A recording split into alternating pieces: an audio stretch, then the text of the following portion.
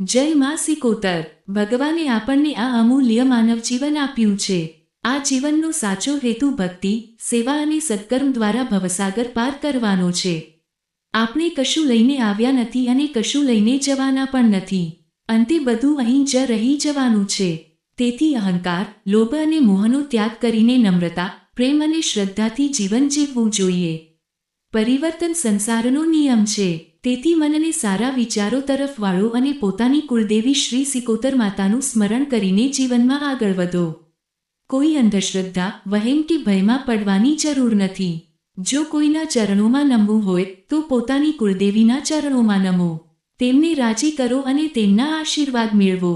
1 રૂપિયાનું દેવું હોય કે લાખો રૂપિયાનું, ચિંતા કરતાં પહેલા માતા પર વિશ્વાસ રાખો.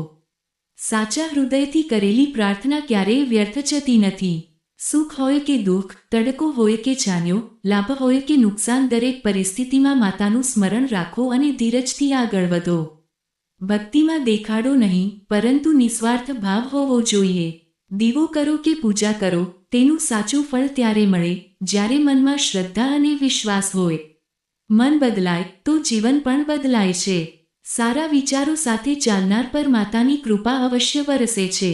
ઘણા લોકો કહે છે કે અમે ઘણા સ્થળોએ ગયા, ઘણી જગ્યાએ પ્રાર્થના કરી, છતાં શાંતિ મળી નહીં. પરંતુ પહેલા પોતાના ઘરની કુળદેવીને રાજી કરવાનો પ્રયત્ન કરવો જોઈએ.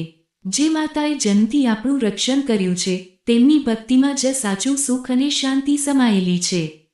ભક્તિમાં સોદાબાજી ન હોવી જોઈએ. માં, મારું આ કામ કરશો તો હું આ કરીશ, એવો ભાવ ભક્તિ નથી. સાચી ભક્તિ એ છે કે કોઈ અપેક્ષા વગર માતાના ચરણોમાં સમર્પિત થઈ જવું.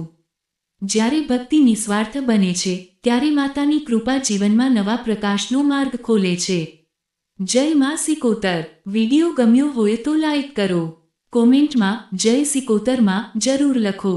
અને આવા જ વિડિયો માટે ચેનલને સબસ્ક્રાઇબ કરો સિકોતર ભક્તિ સ્ટુડિયો.